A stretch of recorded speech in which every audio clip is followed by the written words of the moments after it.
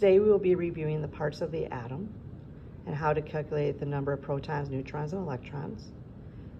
In order to present my lesson in my class, I used Teachers Pay Teachers, James Lias handout. So let's begin. As a quick review, today we know that the atom consists of protons, electrons, and neutrons. We're going to rewrite protons as P positive. And we're going to rewrite electrons as E negative and neutrons as N zero.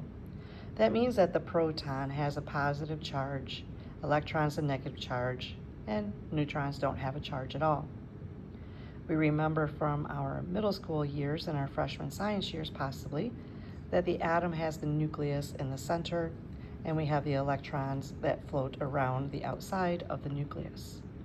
Inside the nucleus, today we know through experimentation done by Rutherford and group that inside the nucleus there are positively charged particles called protons. We also know that neutrons are located there as well.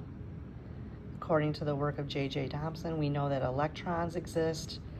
Through later models, we figure out that electrons belong in outer energy levels, which we call the electron cloud. Because we know that the mass of protons, electrons, and neutrons are incredibly small, we see that protons and neutron mass are here written exactly the same. We know they're very close in value.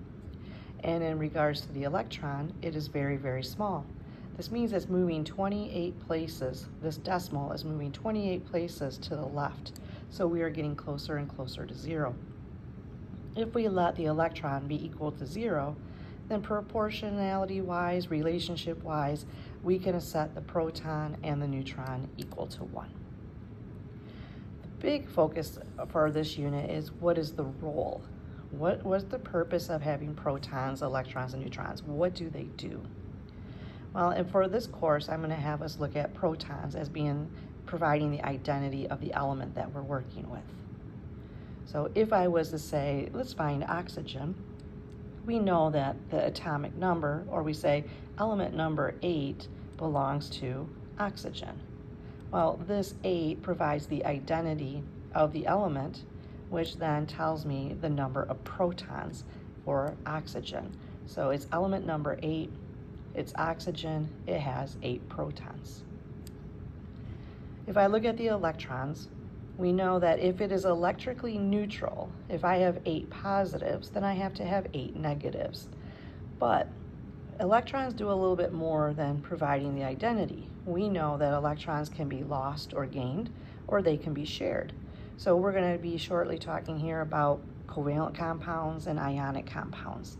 And so bonding is the important part for electrons. When we look at neutrons, we find that neutrons belong in the nucleus of the atom. Nucleus adds mass. If we look at our periodic table, we see that each element has a certain configuration.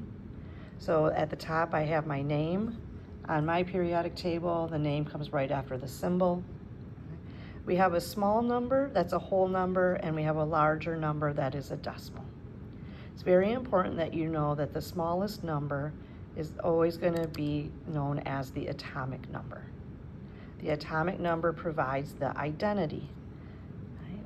And we already said that the identity also tells me the number of protons.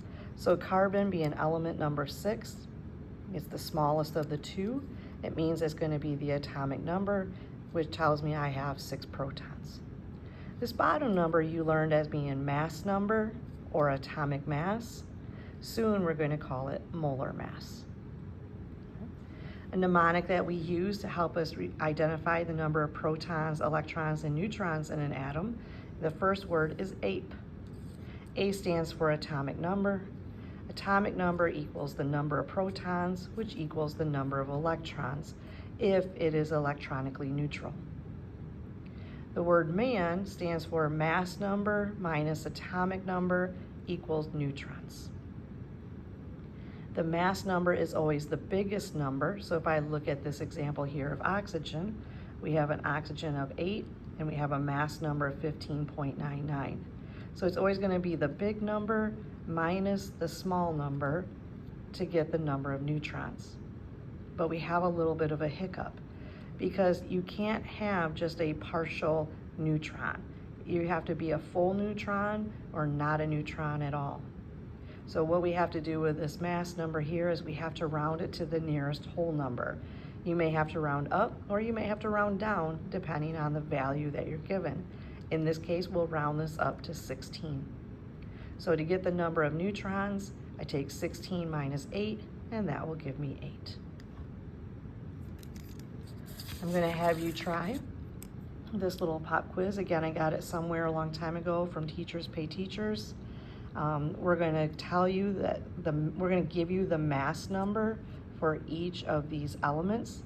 Now, the number that I've given to you may match exactly or rounded exactly to the whole number. So for example, lithium. If I look up lithium, I see that the atomic number is 3, but the mass is 6.94. I have to round that to the nearest whole number, so I'm telling you that its mass is 7. Because the atomic number is 3, I have 3 protons and I have 3 electrons. To find the number of neutrons, I have to take 7 minus 3 to get 4.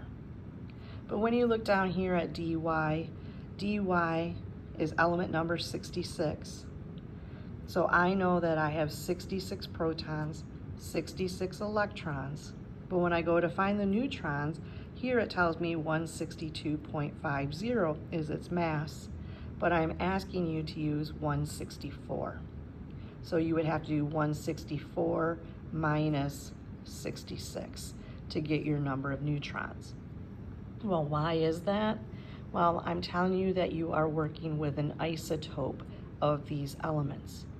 What we have learned is that elements on the periodic table have more than one kind of atom, meaning they all have the same, like for dy, they all have 66 protons and 66 electrons if it's electrically neutral. But the masses of these atoms are not always the same, which is why we get these decimal answers, because they are the result of being averaged. We'll talk about how those averages are calculated in the next lesson. So what are isotopes? Well, here's an example. Hydrogen here has a mass of 1, but I can also have hydrogen with a mass of 3. In some textbooks, you might see it written as hydrogen-1 and hydrogen-3. Now, they're both hydrogen, so the atomic number doesn't change for hydrogen at all. So if it has an atomic number of 1, then I have 1 proton for each. And if I'm electrically neutral, I have 1 electron. But we see that the average mass is 1.01. Would we expect to see hydrogen 1 or hydrogen 3 occur more often in nature? Well, this is closest to the whole number of 1, so we would expect hydrogen 1 to exist more often. But hydrogen 3 does exist in a small quantity. This guy is known as protium, and this guy is called tritium. So protium and tritium. So if I take a look for the number of neutrons, then I take the mass number of 1, 1 minus the atomic number, 1 minus 1 is 0. If I do my mass of hydrogen 3, it has to be 3 minus 1, which gives me a value of 2. So this guy here has 2 more neutrons, which means that that mass is just slightly heavier than the other.